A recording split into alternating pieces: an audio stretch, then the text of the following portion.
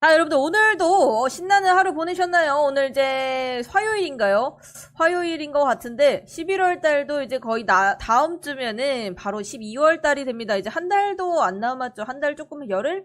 한 달하고 열흘 정도 남았는데 이번 연도가 끝나게 되면은 나이가 든다고 싫어하시는 분들도 계실 거고 뭐 학생들 같은 경우에는 빨리 20살이 되고 싶은 친구들은 나이가 먹으면은 좋아할 수도 있는데 저는 사실 내년에 조금 그렇습니다. 나이를 안 먹고 싶어서 떡국도 안 먹고 싶을 정도인데 이제 시간이 정말 빨리 간다는 생각이 요즘 들어 좀 많이 드는 그런 나이입니다. 뭐 저보다 나이 많으신 분들도 충분히 있으시겠지만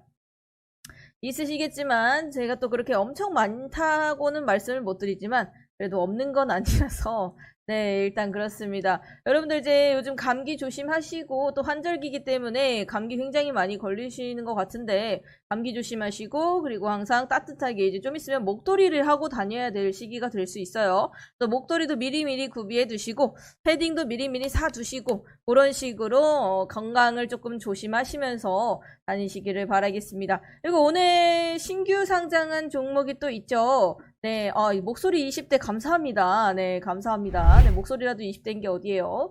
일단 인벤티지 랩 오늘 상장했어요. 네, 오늘 상장을 했는데 일단 주요 사업 자체는 바이오주라고 볼 수가 있습니다. 바이오주라고. 바이오 섹터인데 제가 사실 이렇게 바이오 섹터를 좋아하지 않는다라고 말씀드린 이유 자체가 워낙에 재무 자체도 별로 좋지가 않고 우리가 대응하기 쉽지 않은 경우가 또 많아요. 임상 실험 같은 거 요즘 제가 오전 방송에서 말씀드렸듯이 일동제약 같은 거 네, 일동제약이 많은 분들이 재료 소멸은 생각을 안 하시고 항상 그냥 들고 계세요. 그냥 들고 있어. 이게 뭐 얼마를 가든 상한가를 가든 하한가를 가든 조코바 승인 나겠지 하고 들고 있어. 그러다가 승인이 나도 떨어지고 안 나도 떨어진다는 걸 많은 분들이 모르세요. 일단은 그런 부분들을 여러분들께서 그냥 인지를 하셔서 얘가 승인이 나든 안 나든 재료 소멸이구나. 거기까지만 이렇게 생각을 해주신다면 지금까지도 들고 계신 분이 없으시겠죠. 대략적으로 이런 분위기면요. 장이 마감하고 발표를 할 가능성이 좀 크거든요. 저번에도 그랬고, 네. 보통 저번에 6월달인가 7월달인가 그때도 아마 장이 마감하고 나서 한 8시인가 이때 발표를 했던 것 같은데, 왜냐하면 이런 것들은 자기들이 가지고 가기에 조금 발표를 하기 좀 쪽팔릴 수도 있거든요. 네. 좀 창피할 수도 있어서 이런 것들을 발표를 늦게 하죠. 그리고 오늘 주가에 변동이 생길 수 있으니까 장이 끝난 다음에 발표를 해서 이제 다음날 아침에 뭐 어떻게 하던가 대부분의 아는 사람들은 오늘 탈출을 많이 했겠죠. 네. 주변에 아시는 분들이나 뭐 회사에 다니고 계신 분들이나 뭐 보시면 오늘 탈출을 좀 많이 했을 텐데 일단 일동제약 자리 자체가 네, 일단 지금 시간외에서는 살짝 올라가고 있는 이런 모습을 보여주고 있는데 이 시간외 자체가 지금 아직 10분이 안 됐기 때문에 체결이 안 됐죠? 체결이 안 됐다는 거 그거만 보시면 되시고 그리고 여기 일단 지금 딱 37,200원 부근에 저항대가 있기 때문에 딱 오늘 저항대 부근에서 마감을 해서 여기서 한 번쯤 시간에서 반등이 나와줄 수도 있는 그런 자리이긴 해요. 자리긴 한데 아무래도 이 치료제 이슈가 찍고 나면 다시 한번 원래 주가로 돌아가기 마련이기 때문에 그리고 또 여기 4만원부터 42,000원까지 여기 매물대 보이시죠? 여기 굉장히 두꺼운 거 보이시기 때문에 이런 것들 네 웬만하면은 굳이 우리가 도박을 하면서까지 들고 갈 이유는 없다. 이렇게 잠깐 딴 길로 했습니다. 딴 길로 했고 일단 인벤티지랩 주요 사업 자체가 요런 거 너무 어렵습니다. 말이 너무 어려워요. 뭐 인벤티지랩은 뭐 마이크로 뭐 어쩌고저쩌고 뭐 의약품 뭐 DDS 뭐 어쩌고저쩌고 뭐 원천 기술 뭐 어쩌고저쩌고 이렇게 혁신형 의약품을 개발하는 플랫폼 기술 기업입니다. 라고 하지만 우리 주식시장에서는 어떻게 딱 세 글자죠? 바이오주. 바이오. 네, 바이오 섹터로 끝나는 거고 이런 기술 플랫폼을 좀 바탕으로 계량 신약 등의 프로그램을 통해 다양한 신약 파이프라인, 네, 모르겠고, 일단, 알츠하이머, 치매 관련, 그리고 관절염, 그리고 탈모, 그리고 이렇게 파이프라인을 가지고 있는데, 요런 것들이 이제 탈모, 그리고 치매, 이런 쪽으로 보면 되겠죠? 그런 쪽으로 봤을 때 여러분들, 이런 종목들이 뜰 때가 언제입니까? 알츠하이머에 좋은 신약 개발 중이다. 임상 실험을 앞두고 있다. 또는 이제 탈모에 정말 좋은 치료제를 개발하고 있다. 개발의 신약이 이제 허가를 기다리고 있다. 라는 이슈를 띄워주면서 간혹 이렇게 일동제약처럼 이렇게 네, 제정신 아닌 저처럼 이렇게 올라갈 때가 한 번씩 있죠. 이런 것들이 바이오 섹터에 가지고 있는 그런 특성이라고 보시면 되시고, 보시죠. 이제 8분 되니까 또 2% 올랐던 거 싹 빼버리죠. 네, 여전합니다. 네, 일단은, 이렇게, 인벤티지랩, 이렇게 주요 사업이라고 보시면 되시고, 그리고 여러분들 가지고 계시는, 또 아시는 탈모 관련주 혹시 있으신가요? 작년 초반에 그 탈모 이슈로 해서 굉장히 많이 떴었는데, 그때 당시에 이제 이재명 씨죠. 이재명 씨. 네. 뭐라고 불러지? 이재명 씨. 네. 일단은 그때 당시 더불어민주당 이재명 씨께서 탈모 치료제 급여 적용 검토가 이런 이슈가 있었죠. 탈모 치료제를 힘드네요, 발음이. 탈모 치료제 급여 적용 검토. 그러니까 탈모가 있는 사람들을 탈모 치료제가 너무 비싸니까 네, 급여를 적용을 할까라고 검토를 하겠다 해서 그러면은 탈모 치료제가 조금 더 많이 팔리겠죠. 그때 당시 이제 탈모 치료제 관련주들이 굉장히 날뛰었었는데 관련주로 제일 이제 제가 기억에 남는 건 TS 트릴리온. 여러분들 이거 알죠? 샴푸 알죠? 샴푸? TS 그 관련 그 회사입니다. 네, 이 회사인데 이때 당시에 상승세가 그래도 꽤 나왔어요. 이때 당시에 그래도 한 120% 정도? 네, 120% 정도 이렇게 티스트릴리온도 상승세가 많이 나왔었는데 이렇게 탈모 관련 이슈를 띄워서 상승세를 뽑아낼 수도 있다라고 하는 거고, 근데 사실상 이 종목도 그렇게 좋지는 않아요. 네, 이때 거래 정지를 당했던 이력도 있기 때문에 네, 그렇게 좋지는 않지만 네, 무튼 네, 일단 이거 넘어가고, 어쨌든 탈모 관련주나 뭐 바이오주들은 이런 식으로 움직임이 있을 수 있다라고 말씀드리는 거고, 그리고 균등 방식과 비례 방식, 이 친구 이름이 뭐였지? 인벤티지랩에 좀 다른 점이 많습니다. 상장을 했을 때 좀 다른 점이 굉장히 많은데, 일단은 일반 투자자와 균등 방식과 비례 방식의 보통 여러분들이 지금까지 봤을 때 50%가 좀 많았을 거예요. 50대 50. 50대 50이 굉장히 많았는데, 지금 이 친구는 36대 63이에요. 퍼센트 자체가. 왜 그러냐? 왜 균등 방식이 줄어들었냐 하면은, 이 균등 배정 시에요. 균등 배정을 신청한 사람이 많이 없다는 거죠.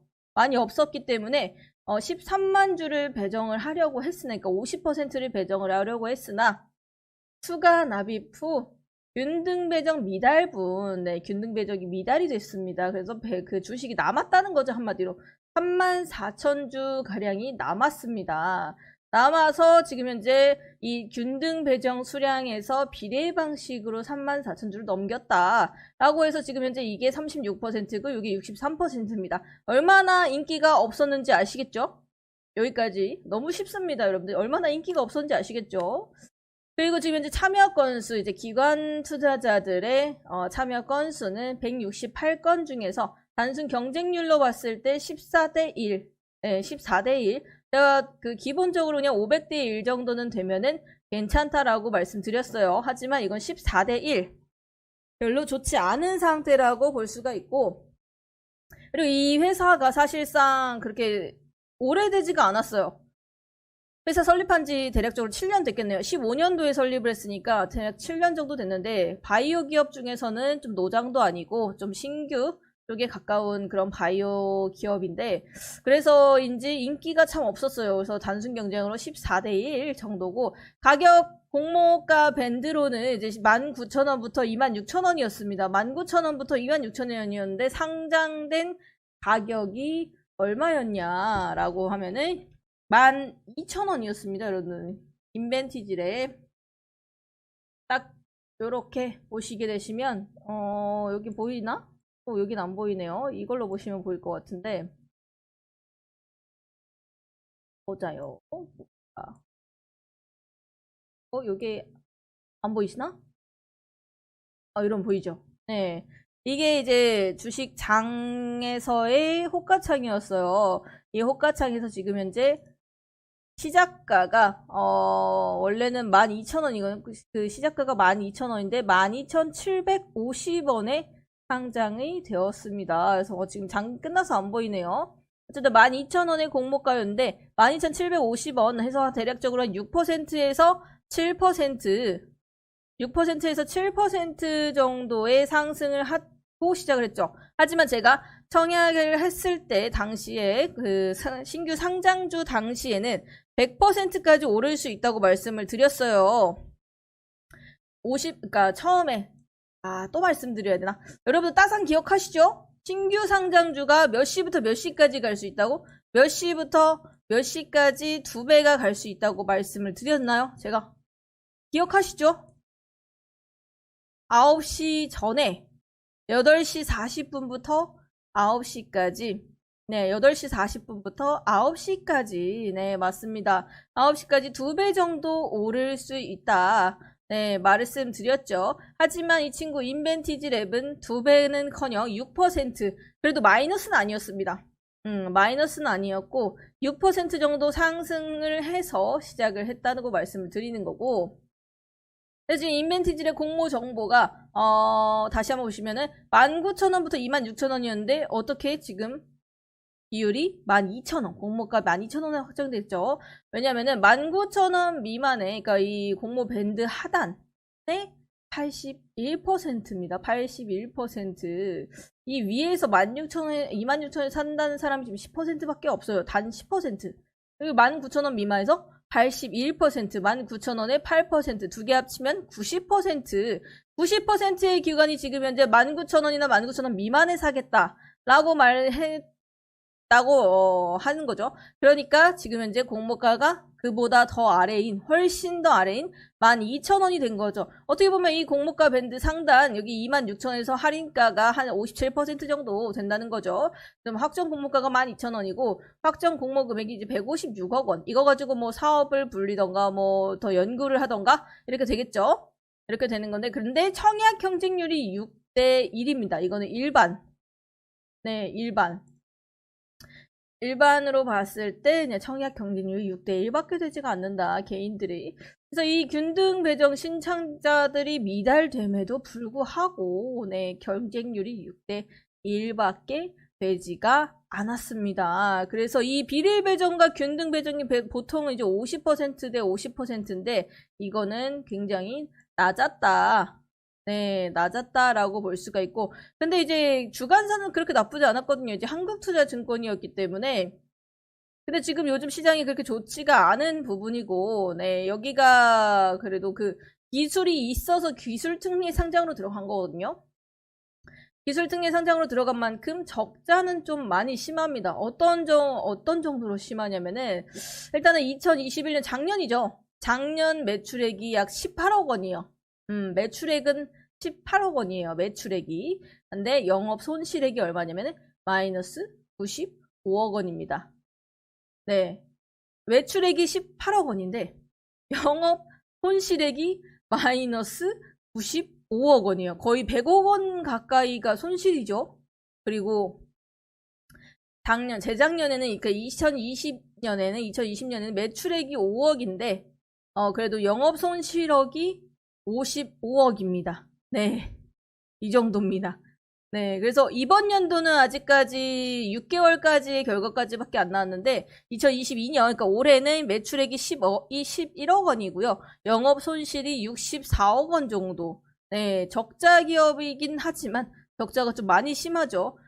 많이 심한데 그래도 지금 현재 매출액은 조금씩 늘고 있다라고 하는 부분에서 좀 좋게 봐주는 거고 기술력은 있기 때문에 뭐 탈모 치료제라던가 알츠하이머 치료제라던가 이런 식으로 이런 것들의 치료제를 만드는 기술은 있기 때문에 지금 현재 상장이 됐다 라고 볼 수가 있죠. 그래서 이렇게 적자가 좀 많이 심한 기업인데도 오늘 상장을 했고, 상장을 했는데도 불구하고 지금 현재 그래도 선방은 했어요.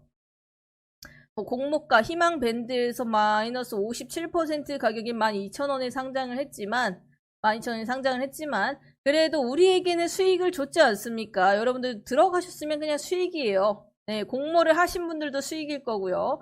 웬만하면 공모 안 하시는 쪽을 좀 원했지만, 일단은 이런 식으로 보이에스 기간 같은 경우에는 대주주가 3년 정도, 그리고 벤처금융이 31%인데, 벤처금융이 지분이 31%인데 1개월입니다, 여러분들. 지분이 31%인데요.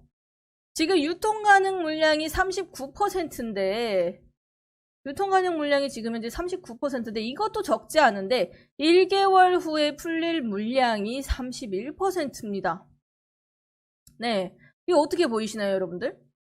이 보호 예수 기간이라는 건요, 이 지금 유통 가능한 물량이 39%의 투자자를 지키기 위해서 설정을 하는 게 보호 예수 기간입니다. 그렇기에 보호가 붙는 거고요. 이 보호 예수 기간이 1개월 후에 31%의 물량이 시장에 쏟아져 나온다는 거죠. 지금 현재 유통 가능한 게 39%인데 무려 31%나 쏟아져 나온다는 거죠. 그러면 여러분들 1개월 뒤에 주가가 어떻게 될까요? 1개월 뒤에 주가가 어떻게 될 거예요, 여러분들? 31%의 물량이 쏟아져 나온다면, 네.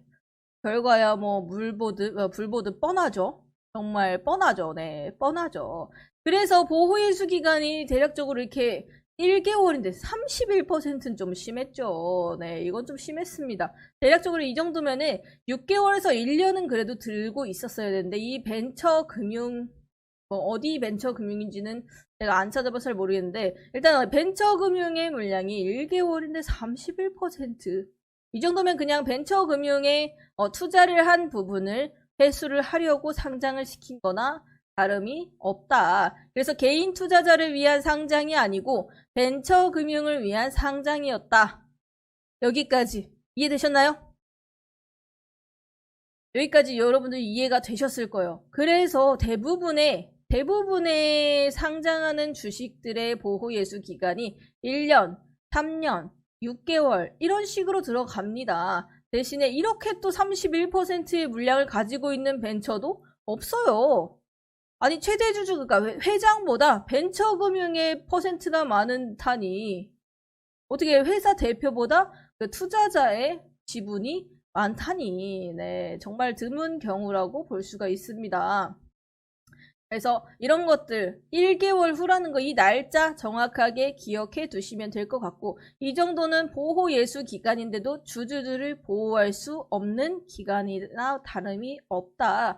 그래서 대부분은 이제 보호 예수 기간이라는 거를 몇 개월에 걸쳐서 물량을 풀거나 해야지만 주식시장이 조금 널널하게 좀 다른 것들은 솔직히 이 보호 예수 물량이 풀린다 해도 이렇게 많은 물량이 풀리지가 않기 때문에 이렇게 막 2%, 1%, 뭐 2%, 1% 이러죠, 나머지들은. 네, 1%에서 2%의 물량이 풀릴 때는 시장에 아무런 변화가 없어요. 뭐 5%, 10%까지도 아무런 변화가 없어요. 하지만 30%는 좀 심했지. 네, 30%는 좀 심했지, 여러분들. 그쵸? 그리고 무려 여기 30%나 있는데, 여기도 벤처금융이 13%나 있습니다. 결국 개인 투자자의 물량은 사실상 뭐 3%에서 뭐 7% 이 정도로 된다. 하지만 나중에 피 보는 거는 개인 투자자다 라고 보는 거죠. 일단 이 보호예수 기간 자체는 여러분들 예수를 통해서 우리를 보호해 줘야 되는 기간인데도 불구하고 이 인벤티지랩의 최대 주주와 벤처금융은 우리를 보호해 줄 생각이 없었다라는 방식으로 네, 볼 수가 있겠습니다. 네. 이렇게까지 오늘 인벤티지랩에 관해서 여러분들께 좀 간단하게 풀어드렸는데 일단은 우리 또 차트를 봐야 되니까 또 이것만 보면 좀 섭섭하니까요. 인벤티지랩